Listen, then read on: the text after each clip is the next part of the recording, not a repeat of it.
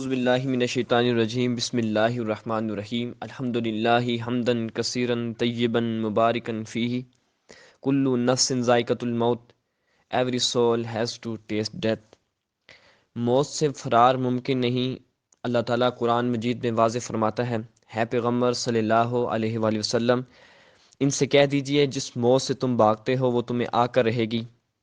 ایک سوال جو بہت کامن ہے، ہمارے دل میں خوف خدا نہیں رہا، یا اگر ہم خوف خدا دل میں پیدا کرنا بھی چاہیں وہ کیفیت پیدا نہیں کر سکتے، نہ ہی گناہ چھوڑ سکتے ہیں، کیونکہ گناہ انسان چھوڑتا ہی تب ہے جب انسان اپنے دل میں خوف خدا رکھتا ہو۔ خوف خدا کی کیفیت دل میں پیدا کرنے کے لیے ہمیں ہم جو ہمارے پاس جو آتے ہیں ہم ان کو مراقبہ موت ریکمنڈ کرتے ہیں، اور سلسلہ چشت کے اسباق میں سے ایک سبق مراقبہ موت ہے، کیونکہ دنیا کی لذتوں کو ختم کر دینے والی چیز موت ہے، اور یہی خوف آپ کو کثافت جسمانیت کو لطافت روحانیت میں تبدیل کرتا ہے۔ انسان کے اندر سفلی اجسام اور سفلی نقوش کا خاتمہ خوف خدا سے ہی ممکن ہے۔ مراقبہ موت کرنے کا طریقہ یہ ہے کہ آپ سونے سے پہلے مراقبہ موت کریں۔ خوف خدا دل میں پیدا کرنے کے لیے موت کو کثرت سے یاد کیا کرو، کیونکہ مر جانے کا ڈر انسان کو جینے نہیں دیتا۔ جب یہ کیفیت دل میں پیدا ہو جائے تو انسان گناہوں سے بچ جاتا ہے۔ تصور کرنا ہے، آپ نے اپنے اندر یہ کیفیت پیدا کرنی ہے، اور یہ کیفیت پیدا کس طرح ہوگی؟ آپ نے بیٹھ جانا ہے سونے سے پہلے اور پورے دن کے اعمال کا محاسبہ کرنا ہے، اور یہ کہنا کیونکہ انسان کی زندگی کا کوئی پتہ نہیں کب آخری سانس رک جائے اور انسان کی موت آ جائے، تو اس کا طریقہ یہ کہ تصور کریں کہ میری روح قبض کی جا رہی ہے، میں ایک گناہ گار آدمی ہوں، روح کھینچی جا رہی ہے۔ حضرت عمر رضی اللہ تعالیٰ عنہ فرماتے ہیں روح اتنی سختی سے کھینچی جاتی ہے جیسے ایک شاخدار کانٹے کو منہ میں ڈال کر ایک طاقتور آدمی کھینچے، اس وقت جو حالت ہوتی ہے اس حالت کو محسوس کریں، وہ کیفیت اپنے پر وارد کریں کہ حضرت عمر فرماتے ہیں کہ ایک اگر کانٹے دار شاخ ہے تو اس کو اپنے منہ میں ڈالیں تو کوئی طاقتور آدمی کھینچے، تو وہ جو کیفیت جو درد ہوتا ہے وہ کیفیت موت کے وقت ہوتا ہے، اس حالت کو اور اتنی سختی سے روح قبض ہوگی۔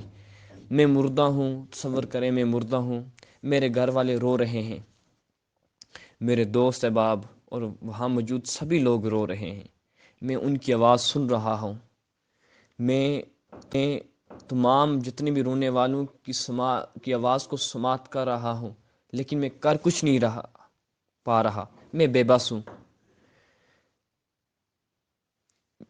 اور مجھے تختے پر لٹا دیا گیا ہے، مجھے غسل دیا گیا۔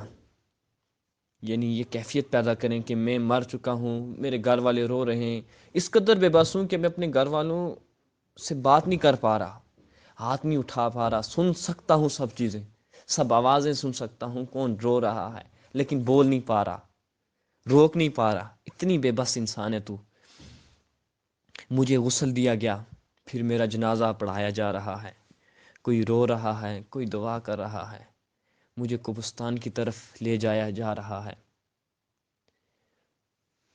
قبر میں اتارا جا رہا ہے، زمین کی منو مٹی میں دبایا جا رہا ہے۔ آج وہ سارے رشتے جن کے لیے میں نے اللہ کو چھوڑا، آج وہ باپ، بھائی، ماں، بہن، بیوی، بچے، تمام دوست احباب، وہ تمام چیزیں جن کے لیے میں نے اللہ کو چھوڑا وہ سب یہاں ہی رہ گئے، میں اندھیری کوٹری میں اکیلا ہوں۔ اب زمین مجھ سے مخاطب ہے، سب مجھے چھوڑ کر جا چکے ہیں، زمین مجھے کہتی ہے یہاں نہ مبارک ہو۔ ارے بے بندہ خدا یہاں نہ مبارک ہو، مجھے اپنے اوپر چلنے والی تمام برے لوگوں میں سب سے زیادہ برا تم لگتے تھے۔ یہ زمین کہہ رہی ہے قبر کے اندر آنے والے کہ زمین پر چلنے والے مجھ پہ جو چل رہے تھے، سب سے برا انسان جو سب سے برا تھا وہ مجھے تو لگتا تھا۔ اب مجھے اس نے دھچکا دیا جس سے میری ایک پسلی دوسری پسلی سے جا ملی، میں چیخو پکار کر رہا ہوں لیکن میری سننے والا کوئی نہیں، نہ انسان و جن میری آواز سے غافل ہیں، نہ انسان میری اس چیخ کو سن سکتا ہے، نہ ہی جن۔ اسی اثنا میں منکر نکیر آتے ہیں، سوال کرنے والے آتے ہیں، کہتے ہیں تیرا رب کون ہے؟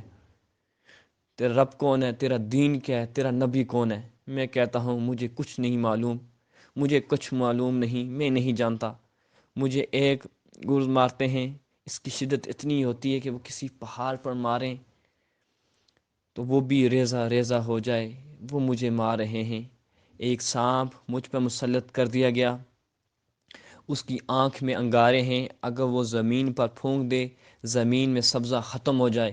وہ مجھ سے بول رہا ہے اللہ نے مجھے تم پر مقرر کیا ہے، میں تم پر ایک فجر کی نماز قضا کرنے پر فجر سے ظہر تک ماروں گا، اسی طرح ظہر کی قضا پر اگلی نماز تک یہی سلسلہ چلتا رہے گا۔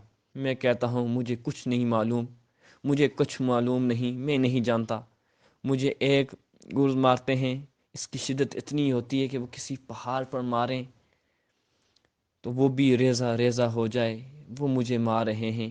ایک سانپ مجھ پر مسلط کر دیا گیا، اس کی آنکھ میں انگارے ہیں، اگر وہ زمین پر پھونک دے زمین میں سبزہ ختم ہو جائے۔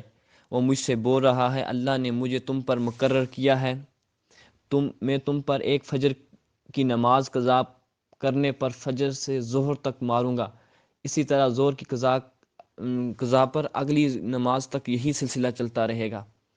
میری چیخ و پکار تخت الثری تک جاتی ہے، اب قیامت کا دن ہے۔ یہ تصور کرنا یہ ساری چیزیں کہ شام جو ہے نا، اگر میں ایک فجر کی نماز کرتا ہوں تو فجر سے لے کر ظہر تک یہ مجھ پہ مسلط کر دیا گیا ہے، اگر ظہر کی تو پھر اگلی نماز تک یہ سلسلہ یوں چلتا رہتا ہے۔ اور یہ قبر کے عذاب کے بعد حشر کا میدان ہے، قیامت کا دن ہے، زمین پھٹ چکی ہے، پہاڑ ریزہ ریزہ ہو چکے ہیں، سور پھونکا جا چکا ہے۔ اللہ خطا فرما رہا ہے کوئی ہے جو بادشاہی کا دعویٰ کرے، کوئی ہے جو خدائی کا دعویٰ کرے۔ سور پھونکا جا رہا ہے، محشر کے میدان میں ہیں، ہم ننگے کھڑے ہیں، سورج سوا نیزے پر ہے، آنکھوں کی جگہ خون ہے اور خون کی جگہ لوتھڑے ہیں، لیکن آج کا رونا کام نہیں آ رہا۔ افسوس، ہائے افسوس، اللہ ہم سے ناراض ہے۔ سب داڑیں مارتے مارتے رو رہے ہیں۔ حضرت آدم علیہ السلام کی طرف جاتا ہوں، وہ کہیں گے حضرت نوح علیہ السلام کی طرف بھیجیں گے، وہ مجھے نوح علیہ السلام کی طرف بھیجیں گے کہ میں سفارش نہیں کر سکتا، وہ مجھ سے منہ پھیر دیں گے حضرت نوح علیہ السلام۔ پھر میں حضرت ابراہیم کی طرف بھیجیں گے، وہ مجھے حضرت محمد مصطفیٰ صلی اللہ علیہ وسلم کی طرف شفاعت کے لیے بھیجیں گے۔ تو جب میں نے مصطفیٰ صلی اللہ علیہ وسلم کی طرف دیکھا، انہوں نے منہ پھیر دیا۔ اس کیفیت کو اپنے دل کے اندر پیدا کریں کہ میں کملی والے کے سامنے کھڑا ہوں، کملی والے نے مجھ سے منہ پھیر دیا۔ وہ کس لیے میں تجھے اپنا امتی کہوں؟ تو نے میرا کون سا حکم مانا؟ تم نے اپنے دل میں کون سا خوف خدا رکھ کر گناہوں کو چھوڑا؟ تم تو ہمیشہ خدا کو چیلنج کر کے گناہ کرتا رہا کہ میں بھی طاقت رکھتا ہوں، یا اللہ تو سپریم پاور ہے تو میں بھی طاقت رکھتا ہوں، تو اگر سزا دینے پر قادر ہے تو میں گناہ کرنے پر بھی قادر ہوں۔ تو چیلنج لگا کر رب سے گناہ اللہ سے مقابلہ کرتا رہا۔ اب میں تجھے اپنا امتی کہوں اور مجھے رب سے حیا آتی ہے، یا میں تجھے اپنا امتی کہتے ہوئے، اس وقت کیا جواب دو گے؟ کملی والا تو ہمیں جب اپنا امتی ہی نہیں مانیں گے تو اس وقت جو ایک انسان کے اندر میں یہ سمجھتا ہوں کہ سب سے بڑا اس سے زیادہ ہو ہی نہیں سکتی انسان کے لیے کوئی سزا کہ کملی والا ہو، اتنا رحیم، وہ اتنا مہربان اپنا نبی جو ہمارے لیے باعث شفاعت ہے، ہم اسی کی وجہ سے بخشے جائیں گے، وہ بھی اگر منہ پھیر دیں۔ اور سب سے بڑی سزا اس کے لیے کیا ہوگی کہ قبر میں کملی والا سامنے ہوں گے اور ہم کہیں گے، جب منکر نکیر پوچھیں گے ان کو جانتے ہو، ہم کہیں گے نہیں جانتے۔ یا اللہ اس سزا سے بچانا کہ کملی والا اور اتنا پیارا چہرہ ہم سامنے کھڑا ہو اور امتی کہہ رہا ہو کہ میں اس کو نہیں جانتا، اس نبی کو نہیں جانتا جس نے پتھروں پر سجدے دیے، رو رو کے نبی ہم کو مانگا، آخری دم تک ایک ہی جملہ اس کی زبان پر تھا، یا اللہ میری امت کو بخش دیجیے، یا اللہ میری امت کو بخش دیجیے۔ معراج پر گئے، رب نے پوچھا کیا مانگتے ہو نبی؟ فرمایا یا اللہ میری امت کو بخش دیجیے۔ اللہ کے ملاقات جب معیب اور محبوب آمنے سامنے ہوں، وہاں پر تیسرے کا ذکر نہیں ہوتا، تو کملی والا وہاں پر بھی جا کے ہمیں نہیں بھولا۔ تو ہم جب قیامت کے دن ان کے پاس جائیں گے، کیونکہ گناہ گار آدمی ہوں، گناہ گار بھی مراقبہ موت اور خوف خدا پیدا کرنے کے لیے جب میں ان کے پاس جاؤں گا تو وہ کہیں گے کہ میں بھی، وہ منہ پھیر دیں گے جب انہوں نے منہ پھیرا تو انہوں نے مجھ سے منہ پھیر دیا، میزان لگ چکا ہے، میرا اعمال نامہ بائیں ہاتھ میں آ چکا ہے۔ تو اللہ فرمائے گا ہے دنیا کے نافرمان، اللہ فرمائے گا ہے دنیا کے نافرمان مجھے بھول گیا، او میرے نافرمان میں نے تیرے پر بہت احسان کیے، اور آج تو جو رو رہا ہے آج تیرا رونا کسی کام نہیں آئے گا۔ مجھے دوزخ کی طرف لے جا رہے ہیں فرشتے، مجھے دوزخ کی آگ میں پھینک دیا گیا ہے۔ اللہ کی نافرمانی، زنا، عورتوں کو دیکھنا، نفسانی خواہشات، لالچ، رشوت، غرور، تکبر اور تمام امراض باطنہ جو میرے دل کے اندر ہیں، اور کئی بت جن کو میں اپنے اندر رکھ کر پوجا کرتا ہوں، کیونکہ کافر ہیں وہ ظاہری شرک کرتے ہیں اپنے سامنے بت رکھ کر، ان کو میں اپنے اندر بت رکھے ہوئے ہیں، چاہے وہ افس کا ہو، لالچ کا ہو، شہوت کا ہو، دیگر تمام امراض باطنہ کے بتوں کو میں جو پوجتا رہا ہوں، تو وہ اللہ مجھے کہا گا تمام امراض باطنہ کثافت جسمانی کی وجہ سے تجھے دوزخ میں ڈال دیا گیا، جہاں تو دیدار خدا سے محروم کر دیا گیا اور شفاعت رسول صلی اللہ علیہ وسلم سے محروم کر دیا گیا، اب تیرا یہی ٹھکانہ ہے۔ کہ سب سے بڑی جو دوزخ والے کی جو جہنمی ہوگا اس کی سزا یہی ہوگی کہ وہ قرب الہی اور دیدار خدا اور مصطفیٰ صلی اللہ علیہ وسلم کی شفاعت سے محروم ہوگا۔ یا اللہ ہم سب کو شفاعت مصطفیٰ صلی اللہ علیہ وسلم نصیب فرمائے، یہ کیفیت پیدا کریں انشاءاللہ۔ اللہ پاک آپ کو گناہ چھوڑنے سے، گناہ سے نفرت کرنے کی توفیق عطا فرمائے گا۔ ہمارا یہی طرز ہے کہ ہمارے